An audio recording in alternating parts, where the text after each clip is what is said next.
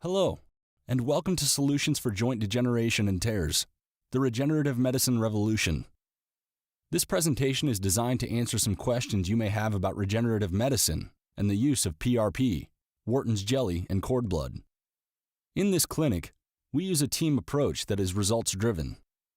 The team is focusing on results, and it's an integrated medical team approach. Integrated means different medical licenses working together to get the best outcome for the patient. In our clinics, we work with medical doctors, nurse practitioners, chiropractors, and sometimes physical therapists, focusing on exercise, rehab, and regenerative medicine. Sometimes we also offer weight loss and nutrition programs as well.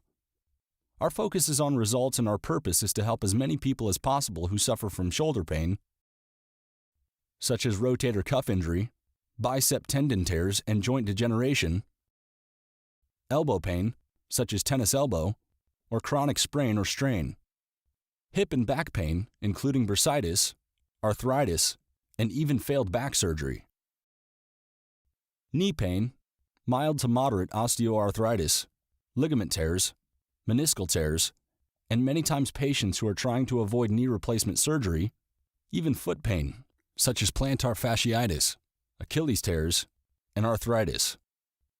You may ask yourself, is America healthy? We make up 5% of the world population and spend more than the other 95% of the world on healthcare every year combined. We consume 75% of the world's medication. One of the things that we do in this country that doesn't make a lot of sense to many people involved in regenerative medicine is that we treat symptoms. In fact, we've even made it so that symptoms are the target of our care plans in many clinics in this country. The standard of care says, if someone has pain, give them a pain reliever. But the problem with this approach is symptoms are very unreliable when it comes to trying to figure out if you have a condition that's worth treating or not. For example, if we were to look at a disease timeline and try to assess what would happen to a person as they went through a disease process, the start of the disease is on the left side of the screen. Then the events that occur during the disease are throughout that dotted line. The end of the disease is on the right side of the screen. If you're going to treat that patient, or if the patient were to seek care, a lot of times, they wait until they have symptoms to go and get help. The problem is, in most diseases, the symptoms do not show up, if we're lucky, until the last 10% of the disease. An example of this would be cardiovascular disease. Cardiovascular disease is the leading cause of death in the United States. 50% of the people who have cardiovascular disease, or people who die from cardiovascular problems, the very first symptom they had was the heart attack that killed them. So 50% of the leading cause of death in the United States, the symptom shows up at the very end of the disease. Cancer, very similarly as far as presentation of symptoms. You can have cancer for years before you get your first symptom. In fact, the symptom shows up many times at the end of the disease. With regenerative medicine, we're not focusing just solely on getting rid of the symptom. We are more focused on correcting function so the symptom goes away and stays away. Let's look at regenerative medicine and stem cells in use with chronic degenerative arthritic conditions, which is the leading complaint that Americans have. What you're looking at is a picture or a schematic of a typical joint.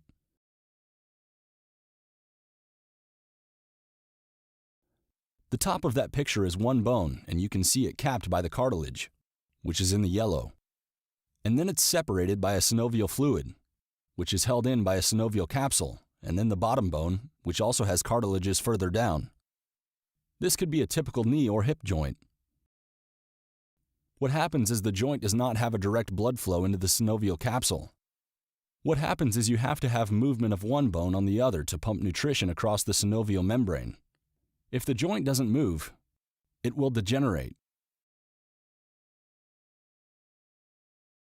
If you look at a patient who, say their arm is immobilized in a sling and they left it that way for a couple of years, most people would realize, yep, if you took that sling off, they would not be able to move their shoulder. it would have dehydrated that shoulder joint and they would have a lot of arthritis in the joint. When you have arthritis, it comes from a lack of movement, would usually come from scar tissue. What happens is the scar tissue limits the movement of the joint, which decreases the amount of nutrition into the joint, and then the joint starts to degenerate. The inflammation is actually the blood trying to force itself into that joint and the surrounding tissue. The inflammation from arthritis is usually not where it's supposed to be in trying to heal the tissue, but on the outer part of those tissues. What happens is when you get arthritis, the joint doesn't move properly, and then this space in between the bones decreases because it's dehydrating, which causes remodeling of the bone over time, which would be the spurs and the little lipping and spurs you see on the joints. Inflammation of a joint, particularly the soft tissue around it that holds it together, is how people get arthritis. It's important to remember that movement of a joint prevents arthritis. How do people get scar tissue that prevents movement? Well, let's take a look at this. The average American is in a car accident within the first 2 years of driving. The average American has a car accident every 7 years. In fact, it is less than 2% of drivers that can say they've never been in a car accident at all. If you look at the physics of a motor vehicle accident, the force involved in the injury is equal to the mass times the acceleration. That would mean the weight of the car times the speed of the car. Now, a horse injury. If you fell off a horse that was going 20 miles an hour, the force would be your weight times the speed of the horse. If you fell off that horse and you weighed 200 pounds, the amount of force that would hit your body when you hit the ground would be 4,000 pounds. But if you're in a motor vehicle that weighs anywhere from 3,000 to 6,000 pounds, and we took 4 as an average, 4,000 pounds going 20 miles an hour is an 80,000 pounds of force. When you see how that translates to your tissues, your head goes whipping back and forth because your body is trapped in, and this can cause microtrauma to the tissues around the joints of the spine. When that happens, the microtrauma is healed up by the scar tissue. And now all those joints have a little bit less movement or limited movement, which causes degeneration. If you look at the case of the spine, we look at a normal healthy joint with healthy discs because the joint has to move independently. The two vertebrae have to move to continue to pump the nutrition into that disc. When you have an injury, phase 1 could go on for a couple of years where it's just decreasing the amount of nutrition in that disc. Now, this could be a totally asymptomatic phase. During that time, the body could move into phase 2 where the bones are actually starting to remodel and develop spurs. The whole time the disc is dehydrating, so the space between the two bones is getting less and less. And somewhere between phase 2 and phase 3, people usually show up with symptoms and come into a medical office to try and get treatment.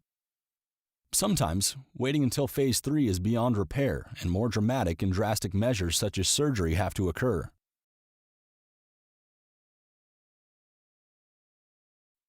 The typical treatment cycle in this country is when people start to get the symptoms, they go to their doctor.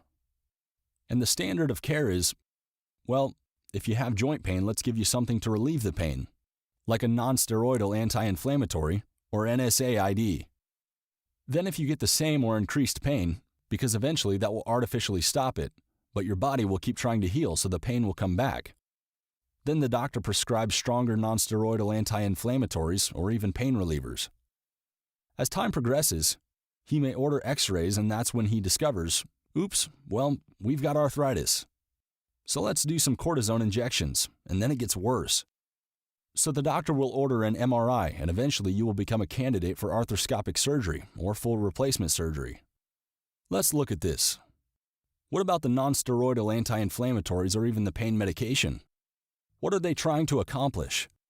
Well, the purpose is to alleviate pain at the nerve level or the brain and spinal cord level, or lower pain causing inflammation at the site.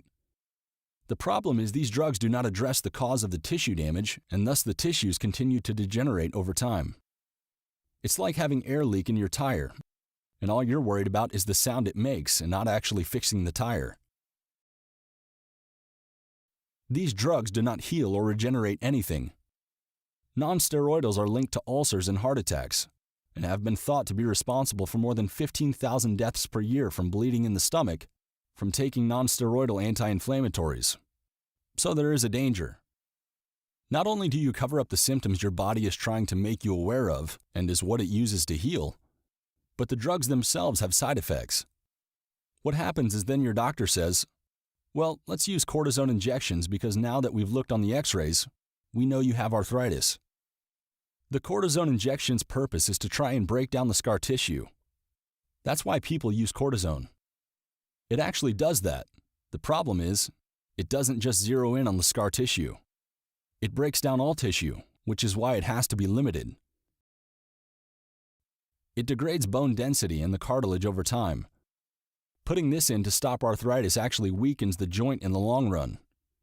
It eventually worsens and speeds up the joint degeneration. It's only temporary. It's for pain relief mostly, and eventually it wears off. The doctor has to limit it no more than 4 times because of the amount of damage the cortisone does to the joint. It can also increase and worsen systemic diseases such as diabetes and cause weight gain. And again, has to be limited. The typical treatment cycle now brings you to the point of surgery. And with surgery, these pictures are pretty graphic. This is a picture of an arthroscopic surgery, and you can see the 3 probes that are in the person's knee.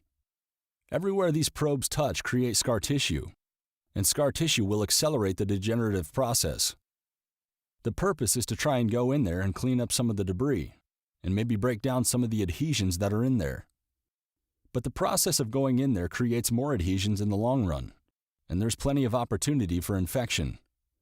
If you look at, say, a knee replacement, now they're opening up a leg straight down to the bone, and they're cutting off the ends of the bone and replacing it with man-made devices so that you can get some temporary articulation, which usually lasts 10, maybe 15 years, then it has to be done again. The potential for side effects and the potential for infection in this type of treatment is dramatic. You can look and see here. This is a picture of a hip surgery, and the tools look more like carpenter's tools than what you'd expect a surgeon to be using.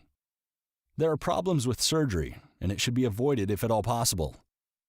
After surgery, you'd have to go through painful rehab to break down the adhesions that may have been formed during the surgery. This can sometimes take months. Also with surgery, the potential for infection is dramatic. When an infection gets into a joint, that joint can start to degenerate at extremely alarming rates and may result in a knee or hip replacement because of the surgery. With regenerative medicine and the regenerative medicine revolution, we take a different approach. Regenerative therapy.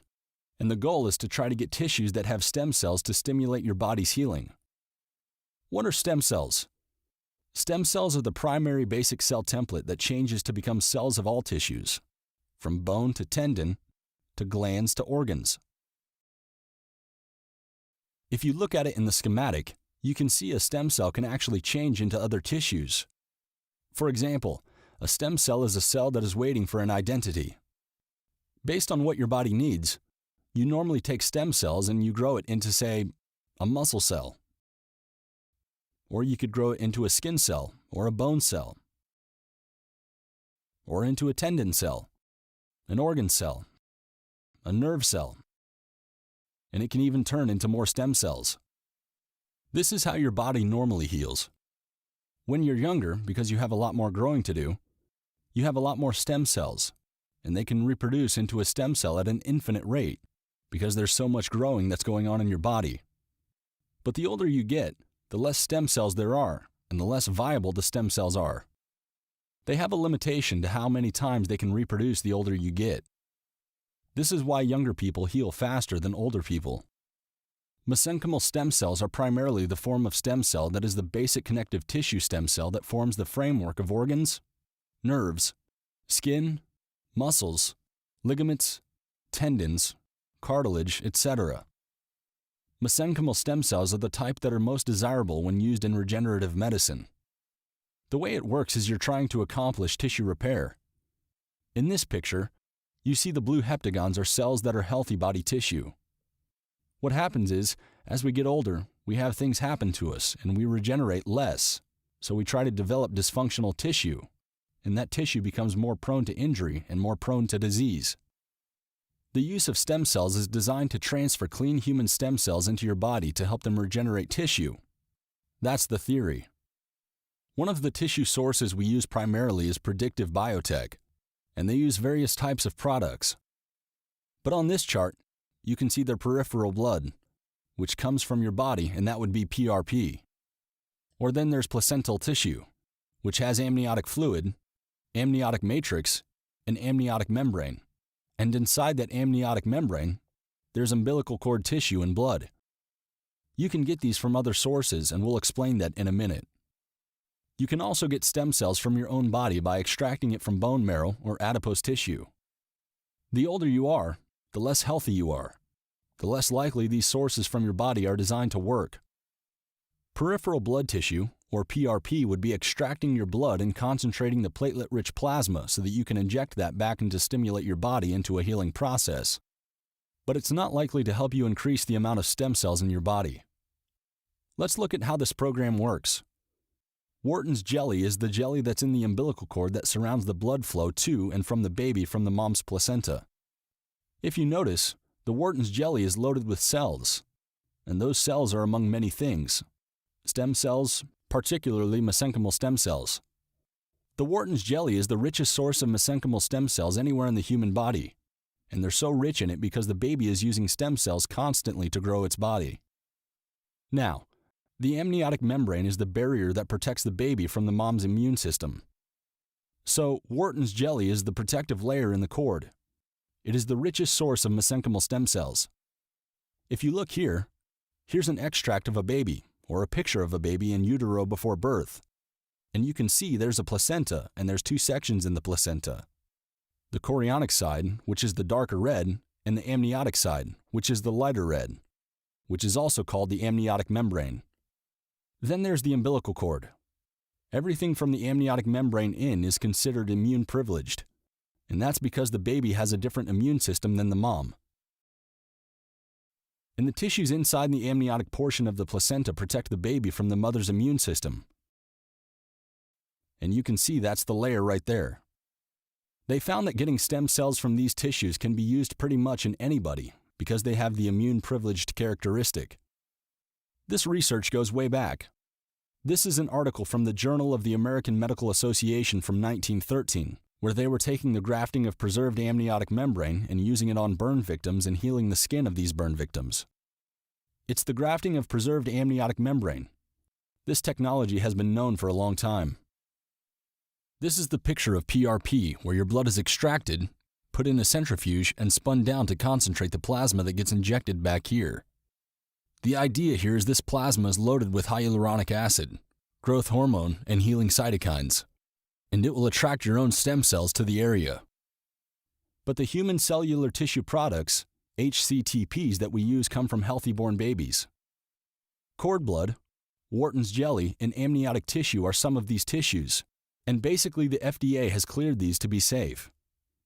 They're donated by healthy moms after a healthy live birth, and the placental tissues and fluids are processed in clean room environments that exceed the American Association of Tissue Bank Standards, or the AATB.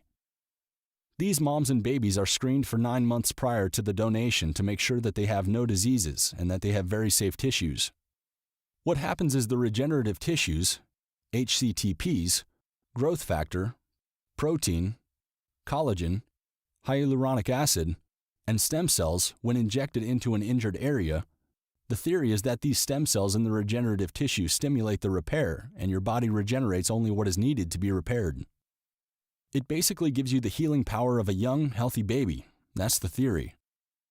Recent research and clinical literature suggests that cartilage, ligament, tendon, muscles, discs, bone, nerve, etc. can help you regenerate with this type of therapy. It's a very safe procedure. It's an in-office procedure. It takes about an hour or less. There's no anesthesia, no hospital stays, no antibiotics, 0 recovery time, maybe just a little bit of inflammatory response around the injection site. We expect to see significant improved function within 1 to 3 months. Sometimes it can actually be a bit longer, but this is not a quick fix. This is a long-term attempt to get your body to fix a joint to its maximum medical improvement. Minimal adverse effects. The typical adverse effects could be mild fever or flu-like symptoms which could occur.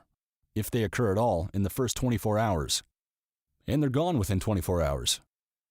You can have an injection site ache or swelling, and some people report a mild inflammatory response for sometimes even a week or so after the injection. That is to be assumed to be the healing process taking place in that joint. Now, here's a couple of clinical stories we've seen. This is a patient who's a female, 43-year-old physician with debilitating right knee pain. She had no history of specific trauma. Over the course of 2 years, her knee pain worsened to the point of not being able to climb stairs, which she had to do sideways, or get out of a car without almost collapsing in pain. This doctor was an avid runner and couldn't even walk upstairs. She stopped all exercises for 6 months due to pain before getting regenerative therapy. She had ligament tears noted in her knee joint on different diagnostic studies and had a history of arthritis. What happened was the patient got injected, and on the day of the injection, she noticed a week later that she was able to run up and down the stairs with minimal pain. She noticed that after about 4 weeks, she had described herself as 80% better and could do squats with almost no pain at all. Then finally, after about 2 months, the patient described herself as 95% better, able to return to exercise, pain-free running, squatting, and lifting. Our second patient story is a physical therapist. Female, 54 years old physical therapist with debilitating bilateral knee pain. She had numerous knee dislocations to both knees over 20 times each as a child. She was recommended for arthroscopic surgery at age 22 and was told she would need knee replacement in her 40s or 50s. She did rehab, nutrition, which included glucosamine and chondroitin sulfate, chiropractic care, and hyaluronic acid injections. It all seemed to help, but she still had problems sitting crisscross with her children, wearing high heels for more than a couple of hours. And she could not run at all for over 30 years due to pain in her knees and had difficulty going up and down stairs and could not do a full squat. After she got injected, the day of injection she noticed a week that she had mild inflammation in both knees. She noticed in about 4 weeks that she was able to wear high heels for a 2-day conference with no consequences. She also noticed she could do a full squat to get a case of water on the bottom of her shopping cart when she was shopping.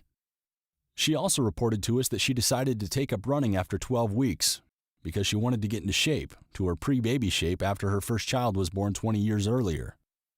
She describes herself as 95% better, and her quote to us in her testimonial was, "It's strange not having anything bother my knees after having problems with your knees for so long." Here's some pre- and post-x-rays of patients in one of our partner clinics. This is a patient in July of 2016.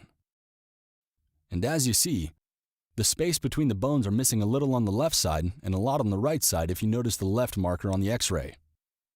After almost a year, you notice there's more space in those x-rays. This was the x-ray of the physical therapist with the knee dislocations. And at this point, April 2017, she was completely pain-free. This is another patient in a clinic in Chattanooga, Tennessee. Notice how the knees were more narrowed on the inside, or what we call a medial side, which is a typical presentation for knee degeneration. This patient was recommended knee replacement surgery. She was injected in February of 2017, and by September 2017, not only was she feeling much better, but we noticed clear space all the way through both joints on both sides. This is another patient from the Collierville, Tennessee clinic, which is a Memphis suburb. You notice the very pronounced degenerative effect on that right knee with the very pronounced spur developed on it, and absolutely no space. This patient could not walk up and down stairs. She got injected in February, and by May, she'd been going up and down stairs with little or no pain. And this x-ray demonstrated that she had complete space throughout her entire joint. This is another knee patient from Chattanooga, Tennessee, 2016. Notice the degenerative spots on her knees and then increased joint space all the way through. It's not perfect, but these patients are much better off. And this patient is at this point, much better and doing things she hadn't been able to for years. It's not just knees we work on. We work on a lot of joints, but those were just some examples. The typical national average knee replacement is $25,000 to $50,000. The out-of-pocket deductible on co-insurance usually runs $3,000 to $15,000, and there's complications. Knee replacement surgeries and hip replacement surgeries have a very high complication rate. Spinal surgeries have a 70% failure rate according to the surgeons themselves. There's a lot of potential for infection and complication. Now, the cost of regenerative medicine injections usually runs from $5,000 to $11,000 per injection depending on how much is being injected, and it's usually a one-time treatment, and that's the end of it. What you just watched was an explanation of how we use regenerative medicine in this office. And someone will be with you in a minute to discuss your options to see if you're qualified for this type of treatment. Thank you for listening.